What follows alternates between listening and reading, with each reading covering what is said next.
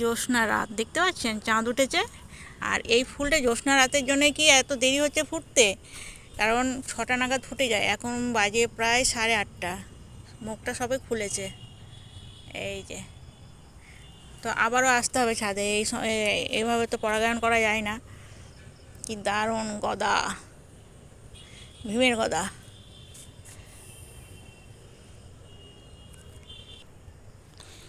এই ফলটা পাকতে একটু সময় নিচ্ছে, বেশ বড় হয়েছে, আরও বড় হবে মনে হচ্ছে। আর ওই দিকে কুড়িগুলো, ওই কুড়িটা একদিনে কুড়িগুলো হয়েছিল, কিন্তু এটা আরও 2 দিন সময় লাগবে। কালকে না হয় পরশু, মনে হচ্ছে কালকে, কারণ খুব তাড়াতাড়ি বড় হয়ে যায়। আজকে এইটুকু দেখছি, কালকে অনেক বড় হয়ে যাবে। তো এই যে কুড়িটা ফুটতে একটুখানি আরও 2 ঘন্টা সময় লাগবে। 2 ঘন্টা পর আবার ছাদে আসবো, তখন আবার দেখাবো। তো এই কুড়ি দেখতে কার কার ভালো লাগলো জানাবেন প্লিজ।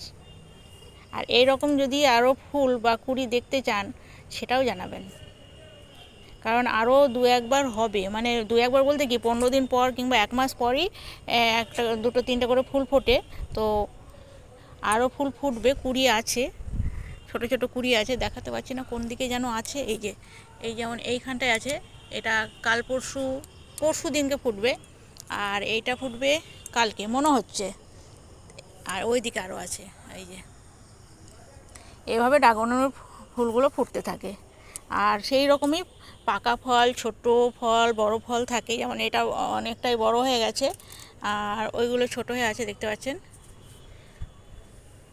তো এই ফুলটা আরও 2 ঘন্টা পরে ফুটবে, তখন আবারও আসবো।